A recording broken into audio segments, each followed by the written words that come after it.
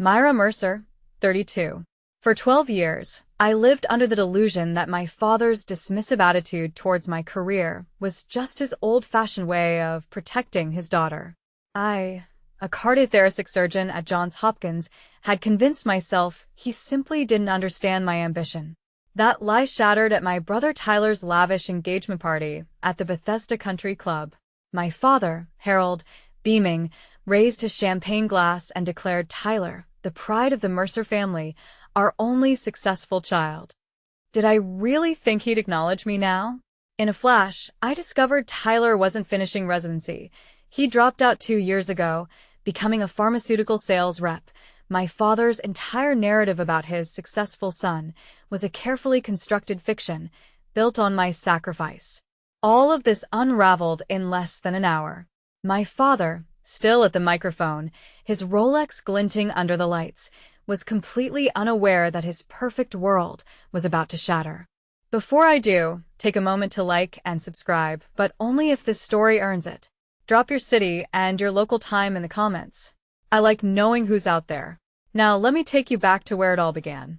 I grew up in Bethesda, Maryland, one of those manicured suburbs outside DC, where every lawn looked like it belonged in a magazine, and every family had secrets hidden behind their perfect hedges. Our house sat at the end of a quiet cul-de-sac, two-car garage, colonial shutters, a flagstone path lined with boxwoods that my mother trimmed every Sunday after church. My father, Harold Mercer, spent 30 years climbing the corporate ladder until he became CFO of a mid-sized insurance company. He wore the same style of pale blue Oxford shirt every day, pressed and starched, paired with a Rolex date, just he bought himself the day he got promoted. That watch was his trophy, his proof that hard work paid off for the right kind of person. In our house, there were rules, not the kind anyone wrote down, the kind you learned by watching. Tyler got dropped off at school in my father's Lexus. I took the bus. Tyler got a math tutor when his grades slipped. When I asked for one, my father said, "You don't need that. Girls just need to study enough to get by." Tyler's baseball games were family events. My academic awards. My mother came once, my father never did. My mother, Linda, was a homemaker, soft-spoken, always smoothing things over. Whenever I questioned the rules, she'd pat my hand and say, "Your father does this because he loves you. He's just trying to protect you." Protect me from what? Success. I was the top student in my class every single year. Honor roll. National Merit Scholar. I had universities sending me letters before I even applied. But none of that mattered. Not to him. Because in my father's world, daughters weren't investments. We were liabilities waiting to become someone else's responsibility.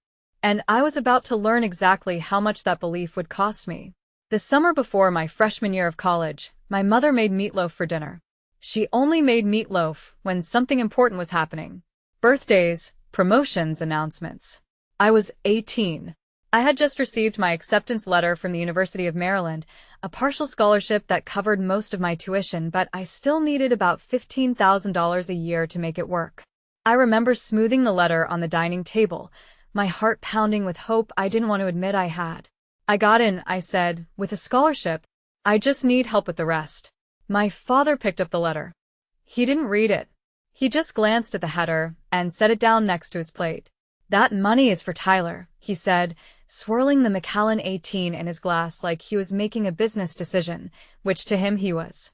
"Your brother will need a career. He'll have a family to support someday. He finally looked at me. You just need to find a good husband." I looked at Tyler. He was 14 then, hunched over his phone, pretending not to hear. He didn't say a word. Neither did my mother. The silence in that room was louder than any argument could have been. I folded the letter fully, slid it into my pocket, and said the only thing I could manage. "Okay." That night, I didn't cry in my room. I didn't scream into my pillow. I sat at my desk, opened my laptop, and searched for part-time jobs near campus. I applied to 3 before midnight because in that moment, I made a decision. I would never ask my father for anything again, and I never did. College was a blur of early alarms and cold coffee. Job 1. Waitress at a diner 2 blocks from campus.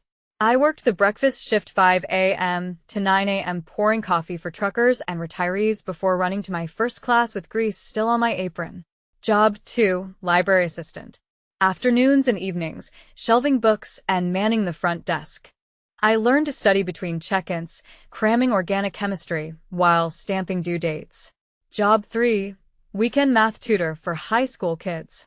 The same service my father refused to pay for when I was their age. I averaged 5 hours of sleep a night for 4 years. I didn't go home for holidays.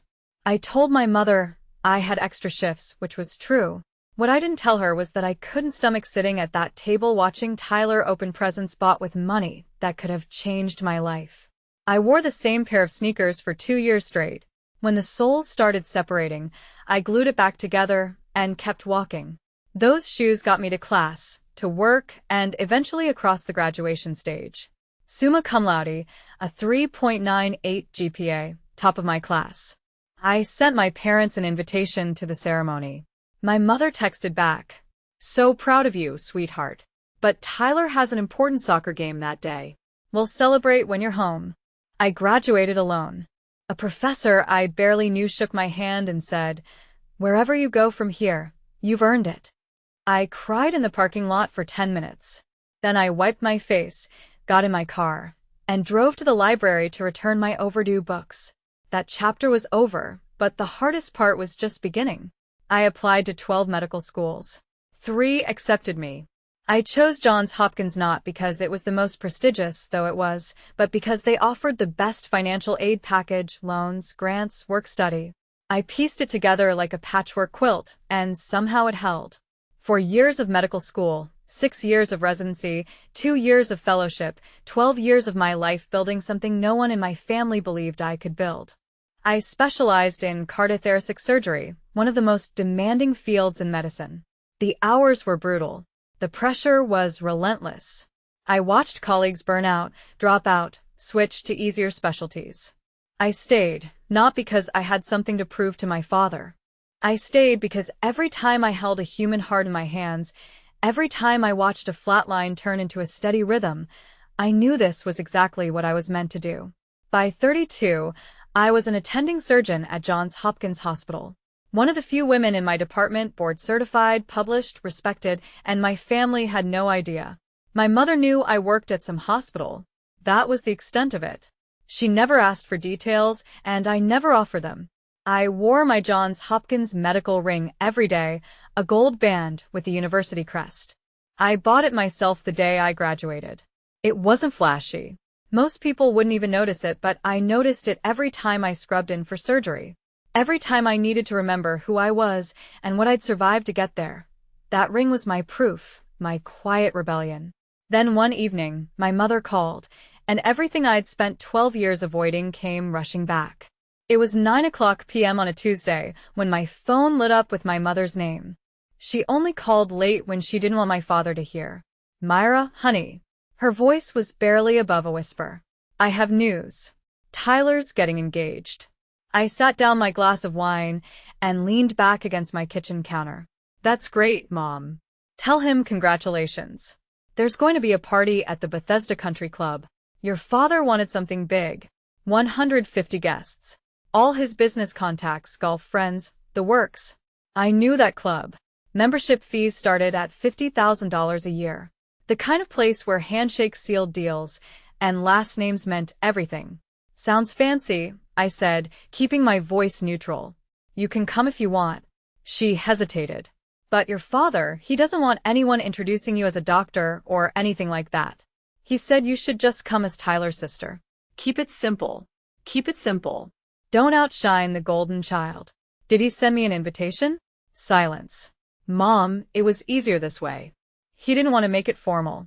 You know how he is." I knew exactly how he was. "When is it?"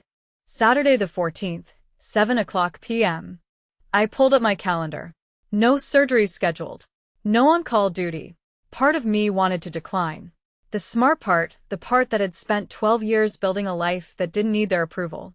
But another part, the part that still remembered being 18 and folding that acceptance letter into my pocket, needed to see this through. "I'll be there," I said. My mother exhaled with relief. Just don't wear anything too attention-grabbing, okay?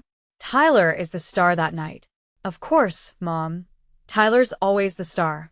I took an Uber to the country club. I didn't want to deal with valet parking or anyone asking questions about my car, my job, my life. I just wanted to slip in, pay my respects, and slip out. The Bethesda Country Club looked exactly like I expected.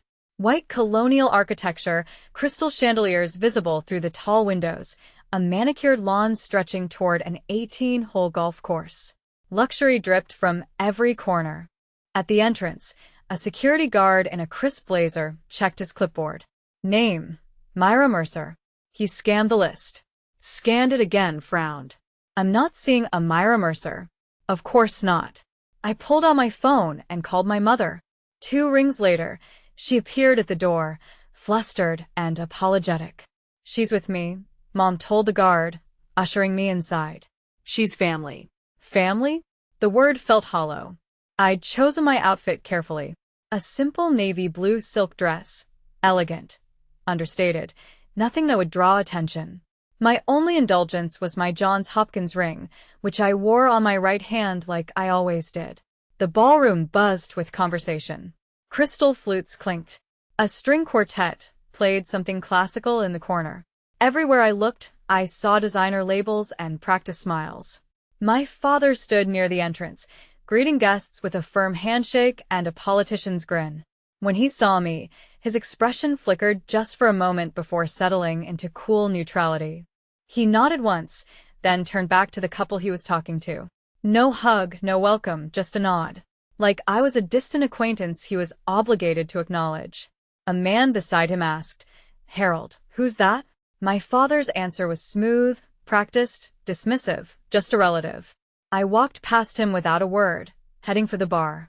That's when I noticed her, a woman in a white dress, staring at my ring. At 8 o'clock sharp, the music faded and a spotlight illuminated the small stage at the front of the ballroom. My father stepped up to the microphone, champagne flew in hand, Rolex glinting under the lights. "Ladies and gentlemen," he began, his voice carrying the practiced warmth of a man who had spent decades commanding boardrooms. "Thank you all for joining us tonight to celebrate a very special occasion." The room quieted. 150 faces turned toward him with polite attention. "Tonight, we honor my son Tyler, the pride of the Mercer family, our only successful child." The words hit me like a physical blow. Our only successful child. I stood frozen near the back of the room, champagne untouched in my hand as my father continued. "Tyler is currently completing his medical training and will soon become a doctor. He represents everything this family stands for. Hard work, dedication, and the courage to pursue excellence." Applause rippled through the crowd.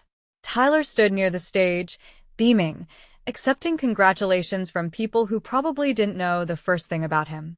"The Mercer family has always believed in investing in the future," my father went on, "and Tyler is proof that those investments pay off." I felt eyes on me. A few guests who knew I existed, friends of my mother perhaps, glanced my way with something that looked like pity. They knew. They could see what was happening. A woman beside me leaned toward her husband and whispered, "Isn't that his daughter, the older one?" "I thought they only had the one son," he whispered back. That's when I understood. My father hadn't just ignored me. He had erased me. I set my champagne glass on a nearby table, my hand steadier than I expected, and turned toward the exit. But someone was already walking toward me. She was beautiful in the way brides-to-be always are, glowing, radiant, wrapped in cream-colored silk that probably cost more than my first month's rent in medical school. But it wasn't her dress that stopped me. It was her eyes. They were locked on my hand, on my ring. "Excuse me," she said, closing the distance between us with quick, purposeful steps. "I'm so sorry to bother you, but do you work at Johns Hopkins?" My heart stuttered. "Yes," I said carefully. "I do. Are you a surgeon?" The ballroom noise seemed to fade. The clinking glasses, the murmured conversations, all of it dissolved into white noise as I looked at this woman, really looked at her, and felt the memory click into place. 3 years ago, 2 a.m. A 26-year-old woman, chest crushed in a car accident, bleeding out on my operating table. 7 hours of surgery. Touch and go until the very end. I remembered her face. Younger than pale, hovering between life and death. Rachel, I said, her name surfacing from somewhere deep in my memory. Rachel Porter. Her hand flew to her mouth. Tears welled in her eyes. It's you. Oh my God, it's really you. Before I could respond, Tyler appeared at her side, his smile stiff with confusion. Babe, what's going on? He looked at me, then back at Rachel. Do you know my sister? Rachel's head snapped toward him. Your sister? Her voice cracked. Tyler, you never told me what your sister does for a living. Tyler's jaw tightened. I could see him calculating, trying to control the narrative. She works at a hospital, he said quickly. Some administrative thing. Rachel stared at him. Then she stared at me. Administrative? She repeated slowly. Tyler, this woman saved my life. Tyler's face went through 3 expressions in 2 seconds. Confusion, panic, and then a forced smile that didn't reach his eyes. Babe, let's not make a scene. He reached for Rachel's arm. There are some important people I want you to meet. Mr. Davidson from Dad's old firm is here. And Tyler. Rachel pulled her arm back. Did you hear what I just said? I heard you. And that's great. Really, but we can catch up with Myra later. He shot me a look. The same look he used to give me when we were kids. And I accidentally got better grades. Right, sis? I said nothing. I just watched. Why didn't you tell me your sister was a doctor? Rachel pressed. She's not, I mean. She's Tyler stumbled over his words. Look, it's complicated. Our family is complicated. Can we please just enjoy the party? Complicated how? The guests nearest to us had started to notice. Heads were turning, whispers spreading like ripples in a pond. Tyler lowered his voice, his smile becoming strained. Myra, can you just go? This is my night. You've already caused enough trouble just by showing up. I felt the old familiar sting, the one I'd spent years learning to ignore. I'm not causing anything, Tyler. I'm standing here. You know what I mean? His voice dropped to a hiss. You always have to make everything about you. Even now, even tonight. Rachel looked between us, her expression shifting from confusion to something harder. Something suspicious. Tyler, she said quietly, I'm going to ask you one more time. Why didn't I know your sister is a surgeon? He didn't answer. And in that silence, I saw the first crack in the perfect image. My family had spent decades constructing. My father materialized beside us like he had a sixth sense for disturbances in his carefully orchestrated events. What's going on here? His voice was low, controlled, but I could see the tension in his jaw. Nothing, Dad. Tyler jumped in immediately. Myra was just leaving. I wasn't, I said calmly. My father's eyes flicked to Rachel, then to the small cluster of guests pretending not to eavesdrop.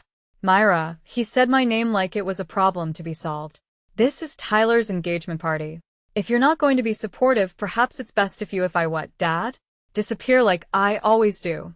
Rachel stepped forward. Mr. Mercer, did you know that your daughter is a hospital employee? My father cut in smoothly. Yes, we're aware. But tonight isn't about her. Tonight is about Tyler and his future. His future, his career, his success, always his. A man nearby, someone I recognized vaguely as one of my father's golf buddies, cleared his throat. Harold, I didn't realize you had a daughter. You've never mentioned her. My father's smile tightened. We're a private family, George. Myra chose a different path than the rest of us. She's independent. Independent. The word dripped with dismissal. Perhaps too independent, he added, lowering his voice just enough that only those closest could hear, but loud enough to make his point. Some children want to be part of the family. Others, he shrugged. Others don't have anything to contribute. The air around me went cold. I had spent 12 years building a career, saving lives, earning every credential through sweat and sacrifice. And in 3 sentences, my father had reduced all of it to nothing. Rachel was staring at him like she'd never seen him before. And maybe she hadn't. Not the real him. I felt the heat crawling up my neck, the old familiar urge to shrink, to apologize, to disappear. For 18 years, I had lived under this man's roof, and learned that survival meant silence. For 12 more, I had built a life where his opinion didn't matter. But standing there in that glittering ballroom surrounded by strangers who thought my father was a great man, I realized something. I was done shrinking. I took a breath, then another. My heartbeat slowed to the steady rhythm I used before surgery. Calm, focused, precise. "I'm not leaving, Dad." My father blinked. "Excuse me. I came to celebrate my brother's engagement. I'm going to stay, have a glass of water, and congratulate the happy couple." I smoothed the front of my dress. "That's what family does, isn't it?" His face re-eamed. "Myra, you don't have to introduce me to anyone. You don't even have to acknowledge I exist." "I'm used to that." I met his eyes without flinching. "But I'm not leaving because my presence makes you uncomfortable." For a moment, no one spoke. Then I turned and walked to the bar, my heels clicking against the marble floor with a confidence I had earned in operating rooms and overnight shifts and years of proving myself to people far more intimidating than Harold Mercer. I ordered sparkling water with lime. The bartender slid it across the counter with a small nod. I took a sip and watched the party continue around me. The forced laughter, the air kisses, the elaborate dance of wealthy people pretending everything was fine. I didn't need to make the scene. I didn't need to expose anyone. I just needed to stand my ground. And from across the room, I saw Rachel watching me with something that looked like respect. She was walking toward me again. "I want to pause here and ask you something. Have you ever been dismissed by the people who are supposed to love you the most? Have you ever achieved something incredible only to have your family pretend it didn't happen? If that's you, drop a comment below. Just type "I understand." Let me know I'm not alone in this. And if you want to know what Rachel said to me next, keep watching. Don't forget to hit that like button if you're on my side. Before Rachel could reach me, my mother intercepted her path. "Sweetheart, let me introduce you to some of our friends from the club," Mom said brightly, steering Rachel toward a group of older women dripping in pearls. Then she doubled back to me, her smile fixed, but her eyes pleading. "Myra, honey." She gripped my elbow, her fingers trembling slightly. "Please don't do this. Not tonight." "Don't do what, Mom?" "I'm just standing here. You know what I mean?"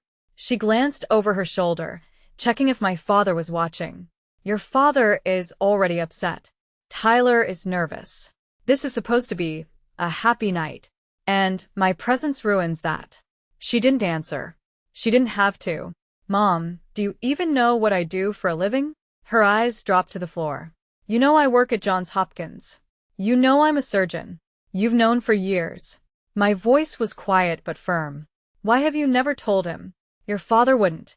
She trailed off. "He wouldn't have believed me. He'd already made up his mind about you. So, you just let him?" "I didn't have a choice. You had a choice every single day, Mom. You just didn't take it." Her eyes glistened. For a moment, I saw the mother I remembered from childhood. The one who used to sneak me extra dessert and tell me I could be anything I wanted. That woman had disappeared a long time ago. "I know you've done well for yourself," she whispered. "I'm proud of you. I just can't." "Can't what?" "Say it out loud." She squeezed my hand once, then let go. "Please just go home, Myra, before things get worse." "They're already worse, Mom. They've been worse my entire life." I watched her walk away. And for the first time, I didn't feel angry. I just felt sad. I drifted to the corner of the ballroom near the floor-to-ceiling windows that overlooked the golf course. Outside, the landscaping lights cast golden pools across the pristine grass. I could see the outline of luxury cars in the parking lot. Mercedes, BMWs, a few Porsches, the world my father desperately wanted to belong to. Inside, 150 people laughed and clinked glasses and celebrated a future that had nothing to do with me. I looked down at my ring, the Johns Hopkins crest catching the light. I thought about the day I earned it. The ceremony was small, held in a conference room with bad coffee and fluorescent lighting. My classmates had families filling the seats, parents dabbing tears, siblings snapping photos. I sat alone in the third row. When they called my name, I walked up, shook the dean's hand, and accepted my ring with no one to witness it. Afterward, a janitor setting up chairs for the next event said, "Congratulations, document." He was the only person who acknowledged my accomplishment that day. I pressed my thumb against the ring now, feeling its weight. What am I even doing here? I had spent 12 years building a life that didn't require their approval. A life filled with colleagues who respected me, patients who trusted me, work that mattered. Why was I standing in a corner at my brother's engagement party, hoping for something I knew I'd never get? Through the glass, I watched a couple stroll arm in arm toward the garden, happy, oblivious, normal.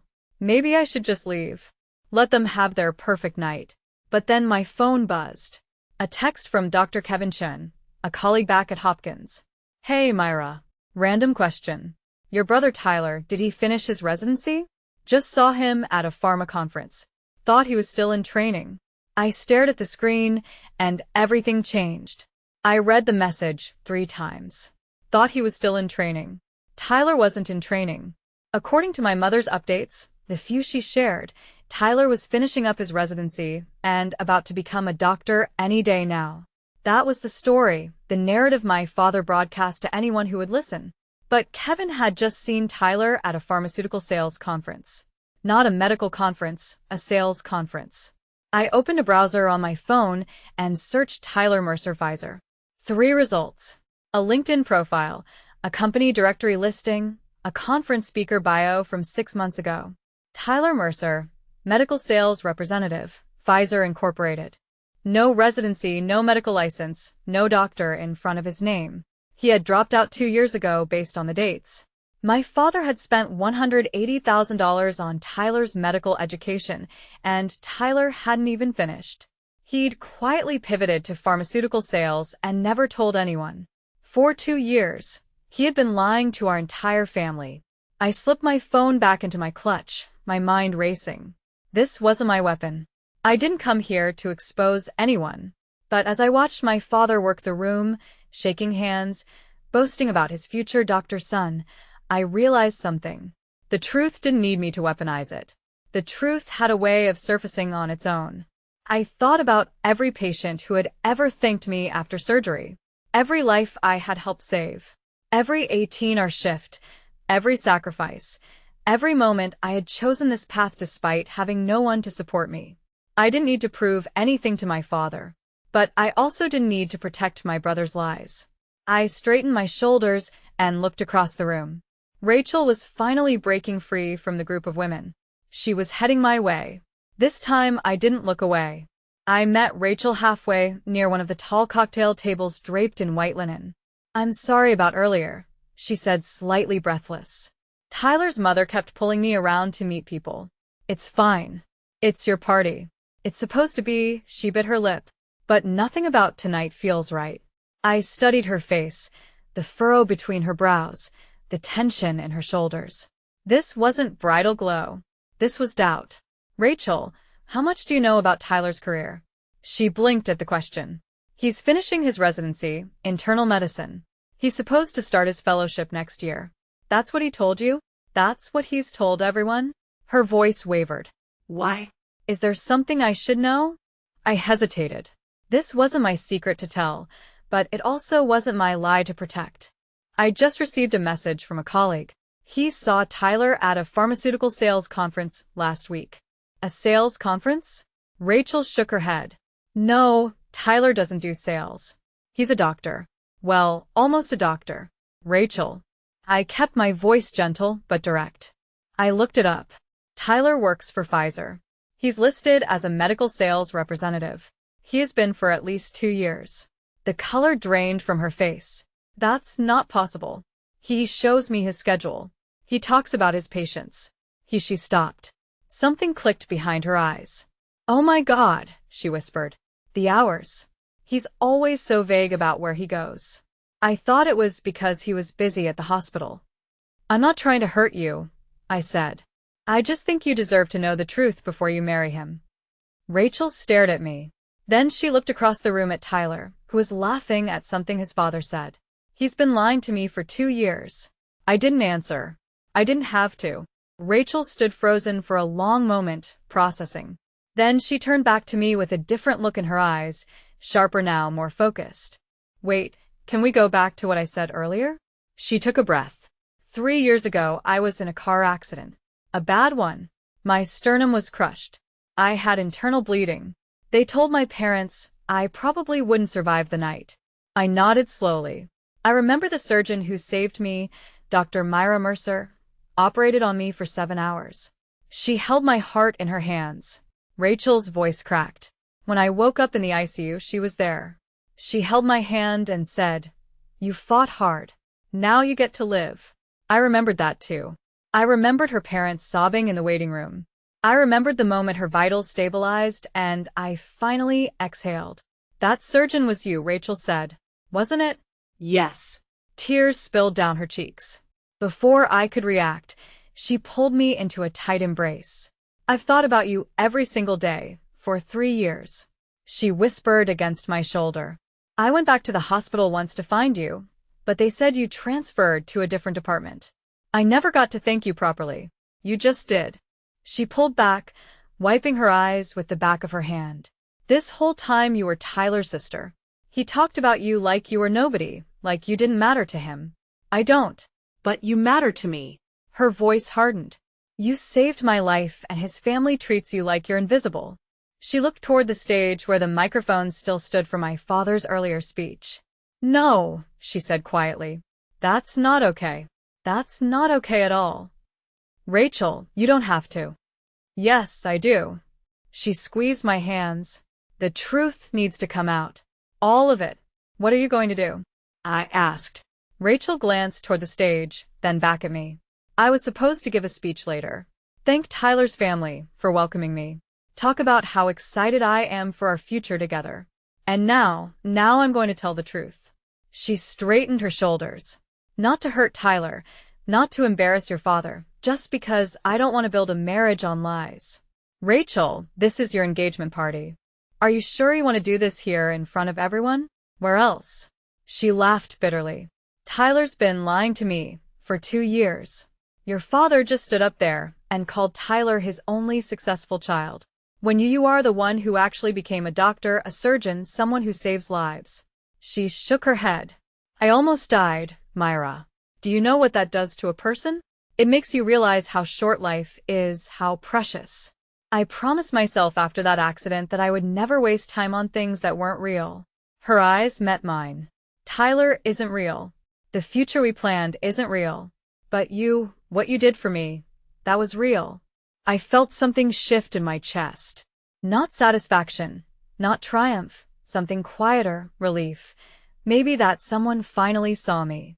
"I'm not going to accuse anyone of anything," Rachel said. "I'm just going to tell my story and let people draw their own conclusions. And Tyler can explain himself if he even can." She touched my arm. "Will you stay? I don't want to do this without you here." I thought about leaving. Thought about protecting myself from the fallout, but I had been protecting myself for 12 years. Maybe it was time to just stand in the truth. "I'll stay," I said. Rachel nodded and walked toward the stage. The MC, a friend of my father's who had been managing the evening's program, tapped the microphone. "Ladies and gentlemen, if I could have your attention, please. Our beautiful bride-to-be, Rachel Porter, would like to say a few words." Polite applause rippled through the room. Rachel climbed the 3 steps to the small stage, her cream silk dress catching the light. She looked every bit the perfect fiancée, poised, beautiful, gracious, but I could see her hands trembling slightly as she adjusted the microphone. 150 guests turned their attention to her. My father stood near the front, beaming with proprietary pride. Tyler positioned himself at the base of the stage, ready to gaze adoringly at his bride. "Thank you all for being here tonight," Rachel began, her voice clear and steady. "I'm so grateful to celebrate with Tyler's family and friends." My father nodded approvingly. "Before I talk about Tyler," Rachel continued, "I want to share something personal, something that shaped who I am today." A murmur of interest passed through the crowd. This wasn't the standard thank you speech they were expecting. 3 years ago, I was in a car accident. A semi-truck ran a red light and hit my driver's side door at 50 miles an hour. Gasps, sympathetic murmurs. I was rushed to Johns Hopkins with a crushed sternum and massive internal bleeding. The doctors told my parents I had a 20% chance of surviving the night. Rachel paused, letting the weight of her words settle over the room. But I did survive because of one person, one extraordinary surgeon who operated on me for 7 hours and refused to give up. I felt the eyes beginning to shift. People were looking around wondering where this was going. Rachel looked directly at me. That surgeon is in this room tonight. The ballroom went silent. Her name, Rachel said, her voice unwavering, is Dr. Myra Mercer. She's a cardiothoracic surgeon at Johns Hopkins Hospital, one of the best in the country. She pointed toward me, and 150 heads swiveled in my direction. She's also Tyler's sister. The silence exploded into whispers. I stood frozen in my corner, heart pounding as Rachel continued. I didn't know this until tonight. Tyler never mentioned that his sister was a doctor. In fact, his family introduced her to me as someone who works in hospital administration. Rachel's voice sharpened. But that's not true. Dr. Mercer isn't an administrator. She's a surgeon, a brilliant one, the woman who gave me a second chance at life. My father's face had gone pale. Tyler looked like he wanted the floor to swallow him whole. What's even more confusing, Rachel went on, is that just a few minutes ago, Mr. Mercer stood on this very stage and introduced Tyler as the only successful child in the family. She let that sink in. I'd like someone to explain to me how that makes sense. How does a family ignore the daughter who became a surgeon while celebrating the son who she stopped herself, took a breath? I'm sorry. I didn't come up here to attack anyone. I came up here because the truth matters to me, and the truth is that Dr. Myra Mercer saved my life. Without her, I wouldn't be standing here. I wouldn't have met Tyler. I wouldn't have any of this. Rachel looked at me again, tears glistening in her eyes. Myra, would you please come up here? I'd like everyone to meet the woman who made my future possible. Every eye in the room was on me. I had 2 choices. Shrink or stand. I chose to stand. I walked through the parted crowd, my heels clicking against the marble with each step. The whispers followed me like a wave. That's the daughter. Harold never mentioned a daughter. A surgeon at Hopkins. Why would they hide that? Something's very wrong here. I climbed the steps and stood beside Rachel. She reached for my hand and squeezed it. From the crowd, a man's voice called out. Dr. Howard Brennan, a cardiologist who was apparently among my father's golf circle. Myra Mercer? He stepped forward, recognition dawning on his face. I attended your presentation at the American Heart Association conference last spring. Your research on minimally invasive middle valve repair was exceptional. More murmurs, more turning heads. Thank you, I said simply. Rachel leaned into the microphone.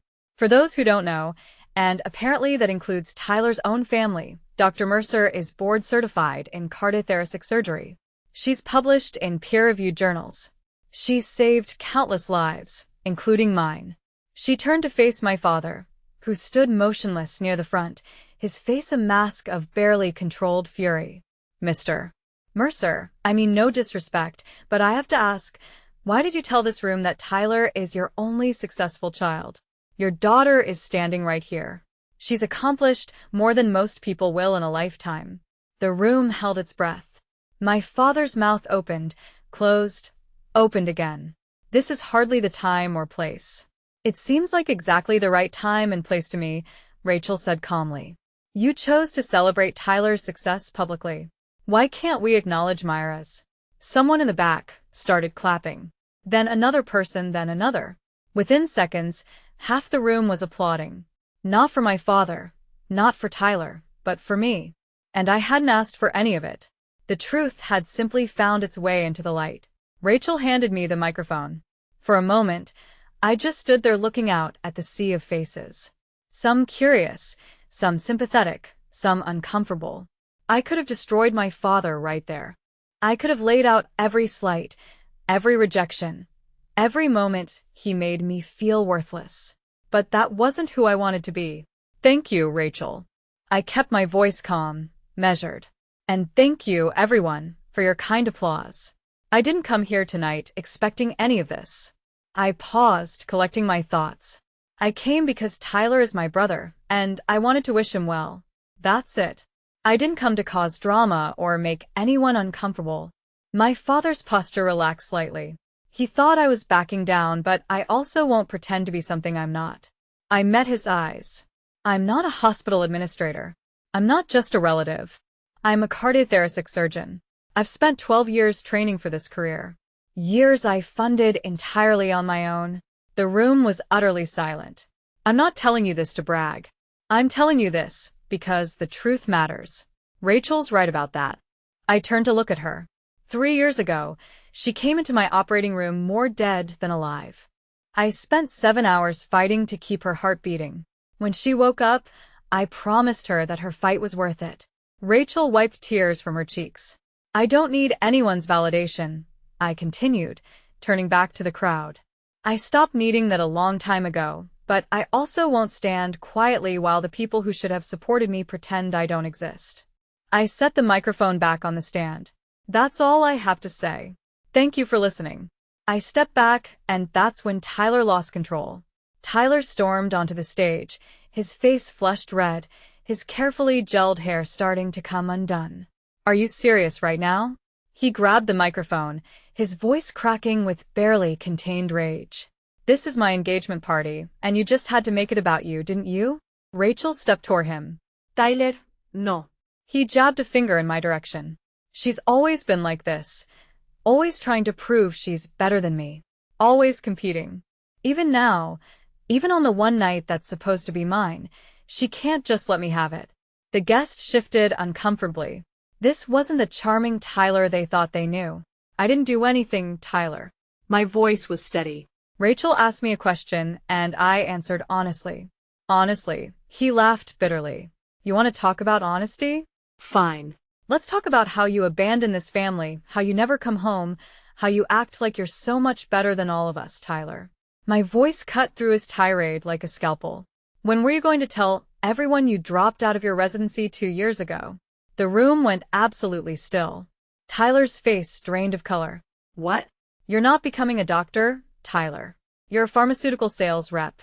You have been for 2 years. I paused. Dad's $180,000. And you couldn't even finish. For a long moment, no one moved. Then Rachel stepped forward and slowly, deliberately pulled the engagement ring from her finger. I asked you one thing, Tyler. One thing. When we started dating, I said, please never lie to me. She placed the ring in his trembling hand. You've been lying to me since the day we met. She walked off the stage, without looking back. Tyler stood alone under the spotlight, holding a ring no one wanted anymore. Can I be honest with you for a second? That moment, watching Tyler stand there with that ring, I didn't feel victorious. I felt tired. 12 years of silence, and this was how it ended. Let me know in the comments. Do you think Tyler deserved this, or do you feel sorry for him? And if you're still here, if you want to know what happened with my father, keep watching. This is the part one waited 12 years for. My father finally moved. He climbed the stage step slowly, like a man walking toward his own sentencing. His Rolex caught the light as he reached for his son's shoulder. Tyler, we'll discuss this at home. His voice was low, controlled, but I could see the vein pulsing in his temple. Everyone, please, let's not let this small misunderstanding ruin the evening. Misunderstanding? Dr. Brennan stepped forward from the crowd. Harold, your daughter is one of the most respected cardiothoracic surgeons on the East Coast. I've read her research. I've watched her present at national conferences. And you've been telling everyone she's an administrator. More voices joined in. The carefully cultivated facade was crumbling. My father turned to me, his face a complicated mix of anger and something I'd never seen before. Fear. Myra, this isn't the place. You made it the place, Dad. When you stood up there and called Tyler your only successful child in front of everyone I grew up around, I was just Tyler needed. He stumbled over his words. You don't understand the pressure he's been under. Pressure? I almost laughed. You paid for his entire education. You supported every decision he ever made. And when he failed, you covered for him. I stepped closer. I worked 3 jobs to put myself through school. I slept 5 hours a night for 4 years. I earned everything I have with absolutely no help from you. That was your choice. No, that was your choice. You decided I didn't deserve support because I was born a girl. I kept my voice level. I'm not asking for an apology.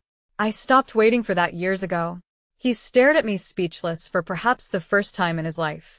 But I won't let you erase me anymore. Not in front of these people. Not ever again. Rachel stood at the bottom of the stage steps, arms crossed, waiting. Tyler descended slowly, still clutching the engagement ring like it might save him. Rachel, please let me explain. Explain what? Her voice was calm, but I recognized that calm. It was the same calm I used when a surgery was going wrong. The moment right before decisive action. I was going to tell you when on our wedding night after we bought a house. She shook her head.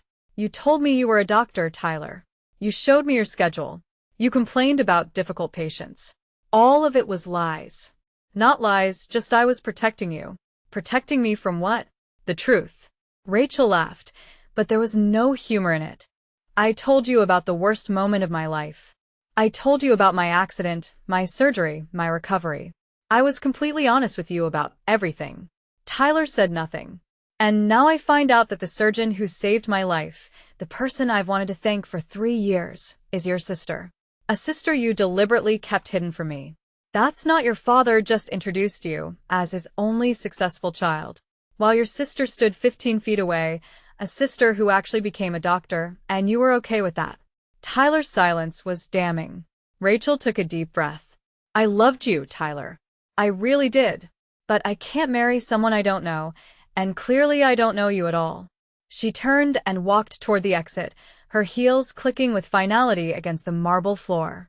Tyler called after her. Rachel, please. She didn't look back. The ring fell from Tyler's hand and bounced on the floor with a small, pathetic clink. No one moved to pick it up. In all the chaos, I hadn't noticed my mother approaching. She climbed onto the stage, something I'd never seen her do in my entire life.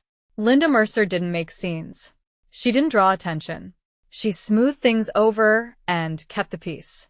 But not tonight. Myra. I turned to face her. Her eyes were red-rimmed, her careful makeup starting to smudge. I'm so sorry. The words hung in the air between us. I knew what you accomplished, she continued, her voice trembling. I followed your career from a distance. I read about your research.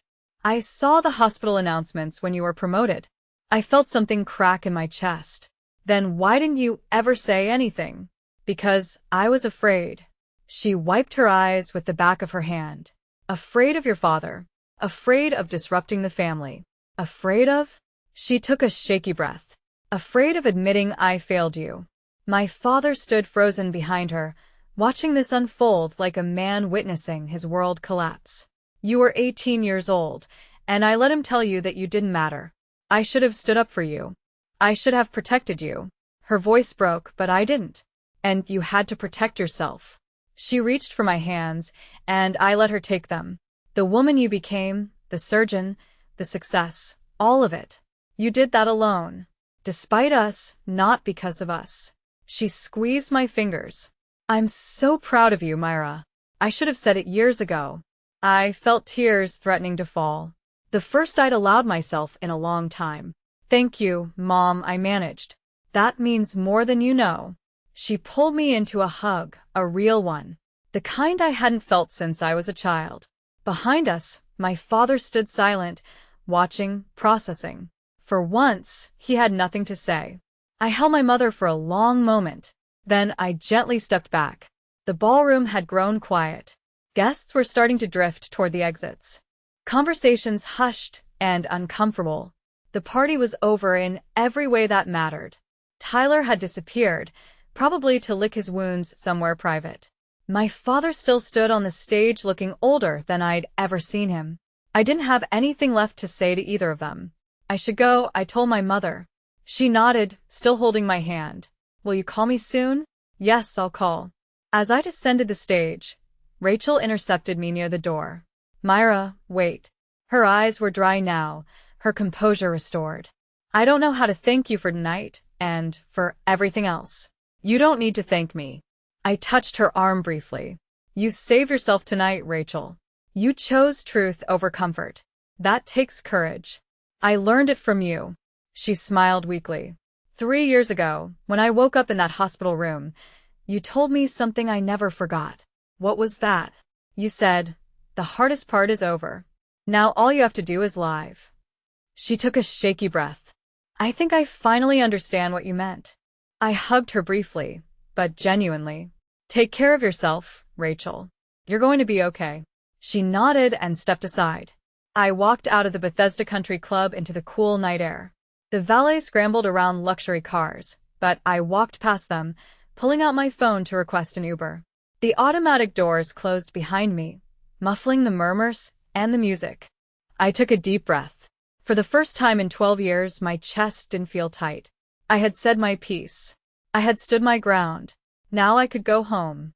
A lot can change in 7 days. Rachel called off the engagement. She sent me a text the next morning. "Thank you for telling me the truth. Starting over is scary, but it's better than living a lie." We've stayed in touch. She's thinking about going back to therapy, processing everything. I think she'll be okay. Tyler finally confessed to my parents about dropping out. According to my mother, who has been calling me every other day now, my father didn't take it well. He cut off Tyler's financial support until, as he put it, Tyler has a real plan for his life. Ironic considering he never gave me any support to cut off in the first place. My mother started attending family counseling. She asked my father to join her. He refused at first, but after a week of silence from everyone he used to impress, he agreed to at least one session. I'm not holding my breath for transformation. Some people are too set in their ways, but the fact that he's trying even a little is more than I ever expected. As for me, I went back to work.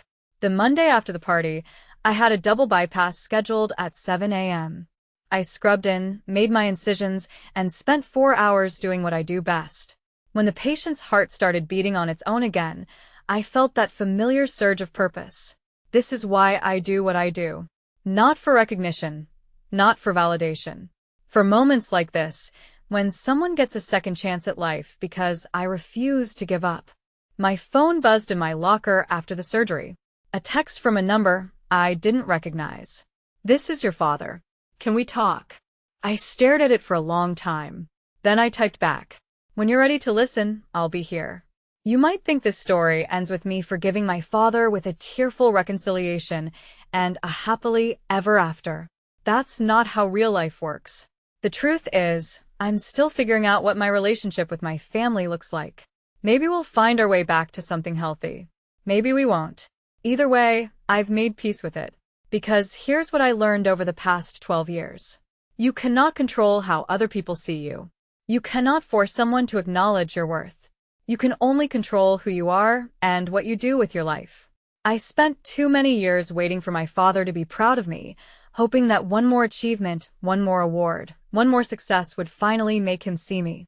But some people aren't capable of seeing beyond their own expectations. That's not your failure. It's theirs. The real victory wasn't standing on that stage while Rachel told everyone who I was. The real victory was the moment I realized I didn't need anyone's approval to know my own value. I'm a cardiothoracic surgeon. I've saved lives. I've built a career that means something. No one gave that to me. I earned it. And if my father ever wants to be part of my life, he'll have to earn his way back, too. That's not cruelty. That's boundaries. Setting boundaries doesn't mean cutting people off forever. It means saying, "I love you, but I will not let you hurt me anymore." It means protecting the life you've built, even from the people who are supposed to help you build it. If you're watching this and you recognize yourself in my story, the overlooked daughter, the underestimated child, the one who is never quite enough, please hear me. You are enough. You always were. Don't wait for them to see it. See it in yourself. After everything settled down, I had coffee with a friend, a psychologist who specializes in family dynamics. "Why do you think my father is like this?" I asked her. "Is he just a bad person?" She shook her head. "People are rarely that simple." She explained that my father likely grew up in an environment where his own worth was tied entirely to achievement, specifically male achievement. His father probably measured success the same way, and his father before him. It's a generational pattern. She said he internalized the message that sons carry the family legacy and daughters are secondary.